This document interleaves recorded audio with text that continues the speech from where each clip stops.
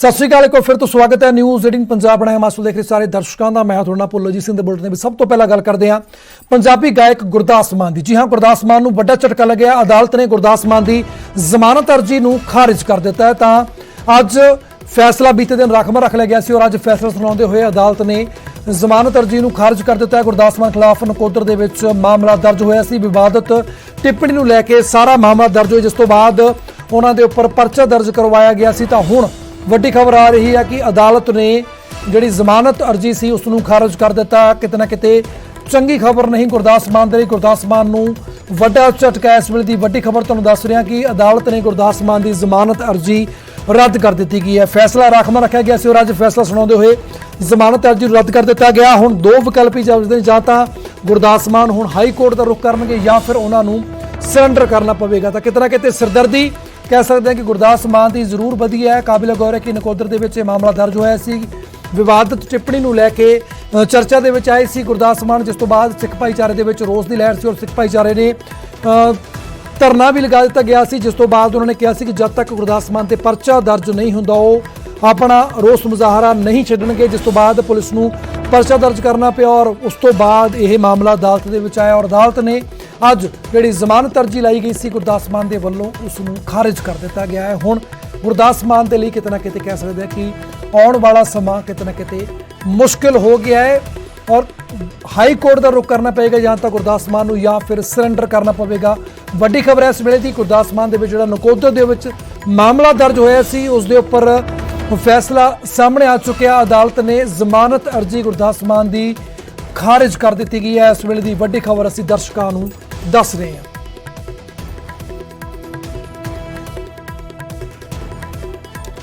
एक विवादित टिप्पणी तो लैके गुरदास मान दी तो लैके पूरा जिहड़ा विवाद शुरू होया सी, जिस तो बाद सिख भाईचारे ने विच रोस पाया गया सी। गुरदास मान दे विरुद्ध प्रचार किया। उन्होंने कहा कि जब तक गुरदास मान दे विरुद्ध परचा दर्ज नहीं हुंदा वो पिछे नहीं हटणगे। उस तो बाद गुरदास मान दे उपर धारा 295 तहत मामला दर्ज किया गया धार्मिक भावनावां नूं भड़काउण दा। जिस तो बाद जमानत अर्जी लगाई गई सी उसदे वल्लों अदालत दे विच और बीते दिन अदालत ने अपना फैसला राखवा रख लिया सी और अज उस फैसले के उपर सुनवाई करते हुए अदालत ने जमानत अर्जी गुरदास मान की खारिज कर दी गई है। तो वड्डा झटका कह सकते हैं कि गुरदास मान नूं लग्या हुण गुरदास मान की सिरदर्दी वधी जां तां हुण गुरदास मान जिहड़ा सैशन कोर्ट के इस फैसले नूं हाई कोर्ट दे विच चुनौती दे सकदा है या फिर उसनूं सरैंडर करना पवेगा। तां हुण किते ना किते गुरदास मान दे लई आउण वाला टाइम औखा नज़र आ रहा है। तो इस खबर से गलबात करते हैं साडे सहयोगी सुरिंदर कंबोज जुड़ रहे हैं। तो सुरिंदर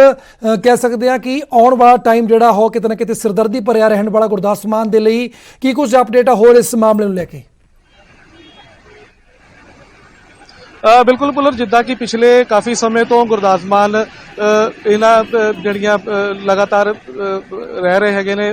ਉਹਦੇ ਵਿੱਚ ਅੱਜ ਜਿਹੜੀ ਪਿਛਲੇ ਦਿਨੀ ਇਹਨਾਂ ਨੇ ਇੱਕ ਬਿਆਨ ਦਿੱਤਾ ਸੀਗਾ ਜਿਹਦੇ ਵਿੱਚ ਸਿੱਖਾਂ ਦੇ ਤੀਜੇ ਗੁਰੂ ਜਿਹੜੇ ਸੀਗੇ ਉਹਨਾਂ ਦਾ ਵੰਸ਼ਜ ਦੱਸਿਆ ਸੀ ਲਾਡੀ ਸਾਈ ਹੋਰਾਂ ਨੂੰ, ਜਿਹੜੇ ਬਾਬਾ ਮੁਰਾਦ ਸ਼ਾਹ ਜੀ ਦੇ ਗੱਦੀ ਨਸ਼ੀਨ ਸੀਗੇ, ਜਿਸ ਨੂੰ ਲੈ ਕੇ ਕਾਫੀ ਵਿਵਾਦ ਪੱਕਿਆ ਔਰ ਸਿੱਖਾਂ ਵੱਲੋਂ ਲਗਾਤਾਰ ਧਰਨੇ ਪ੍ਰਦਰਸ਼ਨ ਵੀ ਦਿੱਤੇ ਗਏ। ਐਸਐਸਪੀ ਦਫ਼ਤਰ ਦੇ ਬਾਹਰ ਵੀ ਧਰਨਾ ਦਿੱਤਾ ਗਿਆ। ਉਸ ਤੋਂ ਬਾਅਦ ਨਕੋਦਰ ਥਾਣਾ ਜਿਹੜਾ ਸੀ ਉਹਦਾ ਵੀ ਘਿਰਾਵ ਕੀਤਾ ਗਿਆ ਸੀਗਾ। ਉਸ ਤੋਂ ਬਾਅਦ ਜਿਹੜੀ पुलिस वालों FIR दर्ज कर दी गई सी, जिसनूं लैके कल जलंधर के सैशन कोर्ट दे विच एक मुकदमा जिहड़ा सीगा वो चलिया सी, जिहदे विच वकीलां दी आपस च बहसबाजी जिहड़ी सी वो होई सीगी। उस तो बाद तरीक जिहड़ी वधा दित्ती गई, अज दी तरीक जिहड़ी सी वो पा दित्ती गई सी।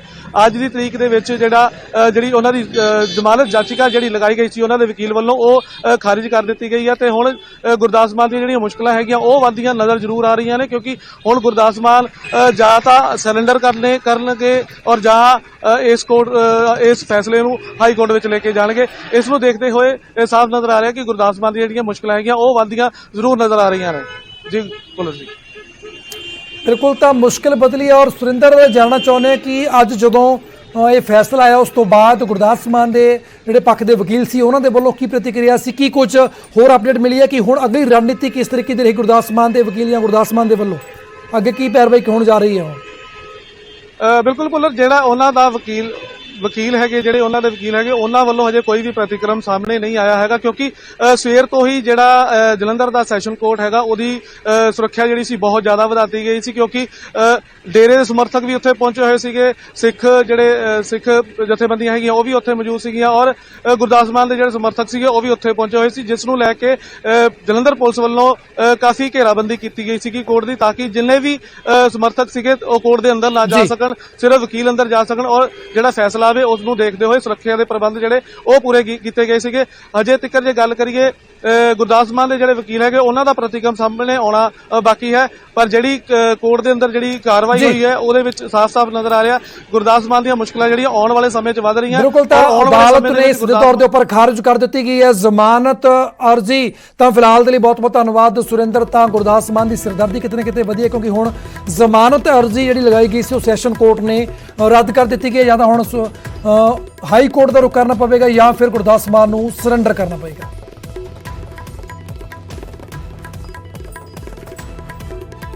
ਬੱਚੇ ਕਿੰਨਾ ਦੀ ਅੰਸ਼ਵੰਸ਼ ਹੈ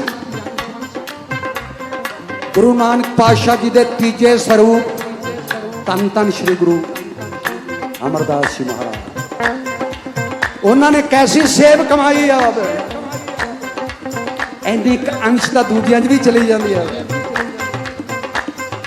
ਪਰ ਇਹ ਤਾਂ ਬਹੁਤ ਬਾਬਾ ਮੁਰਾਦ ਸ਼ਾਹ ਜੀ ਨੇ ਕਿਹਾ ਕਿ ਅਸੀਂ ਜੇ 2 ਗੁਣਾ ਕੀਤੀ ਹੈ ਇਹਨੇ ਚੌਗਣੀ ਕਰਕੇ ਦਿਖਾਉਣੀ ਹੈ। ਸਾਈਂ ਜੀ ਨੂੰ ਕਹਿੰਦੇ ਸੀ ਮੇਰੀ ਸਰਕਾਰ ਪਤਾ ਕਿੰਨਾ ਦੇ ਬੱਚੇ ਕਿੰਨਾ ਦੀ ਅੰਸ਼ਵੰਸ਼ ਹੈ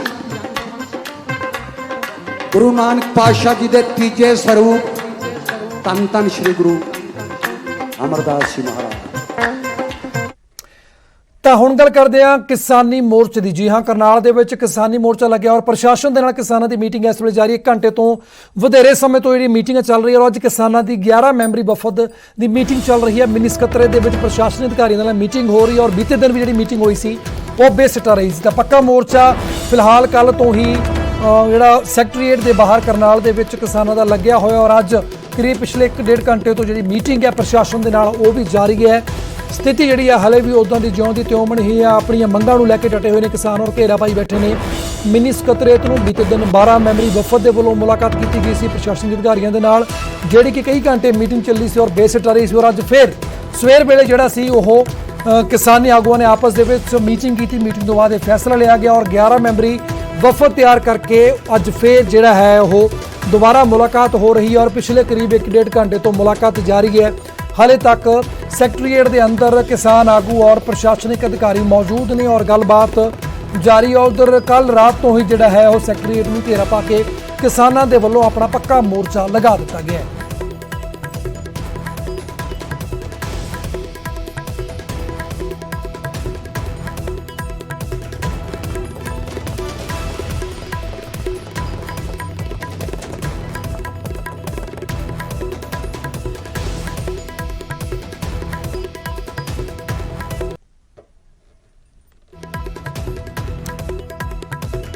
ਇਸ ਵਿਚਾਲੇ ਯੋਗੇਂਦਰ ਯਾਦਵ ਨੇ ਵੀ ਟਵੀਟ ਕੀਤਾ। ਉਹਨਾਂ ਲਿਖਿਆ ਕਿ ਕਿਸਾਨ ਦ੍ਰਿੜ ਸੰਕਲਪ ਦੇ ਨਾਲ ਖੜੇ ਨੇ ਤੇ ਸਰਕਾਰ ਕਤਲ ਦੇ ਦੋਸ਼ ਤੋਂ ਨਹੀਂ ਬਚ ਸਕਦੀ। ਕਰਨਾਲ ਦੇ ਵਿੱਚ ਪੱਕਾ ਮੋਰਚਾ ਜਾਰੀ ਹੈ। ਤਾਂ ਵੱਖ-ਵੱਖ ਜਿਹੜੇ ਕਿਸਾਨ ਆਗੂ ਨੇ ਉਹ ਕਹਿ ਰਹੇ ਨੇ ਕਿ ਉਹ ਕਿਸਾਨਾਂ ਦੇ ਜਿਸ ਤਰੀਕੇ ਦੇ ਨਾਲ ਲਾਠੀ ਚਾਰਜ ਹੋਇਆ ਸੀ ਉਸ ਤੋਂ ਬਾਅਦ ਇੱਕ ਕਿਸਾਨ ਦੀ ਮੌਤ ਹੋ ਚੁੱਕੀ ਸੀ। ਉਹਨਾਂ ਨੇ ਕਿਹਾ ਕਿ ਉਸ ਦੋਸ਼ ਤੋਂ ਸਰਕਾਰ ਨਹੀਂ ਬਚ ਸਕਦੀ ਔਰ ਜਦ ਤੱਕ ਉਹਨਾਂ ਦੀਆਂ ਮੰਗਾਂ ਨਹੀਂ ਮੰਨਦੀਆਂ ਉਦੋਂ ਤੱਕ ਕਰਨਾਲ ਦੇ ਵਿੱਚ ਪੱਕਾ ਮੋਰਚਾ ਜਾਰੀ ਰਹੇਗਾ।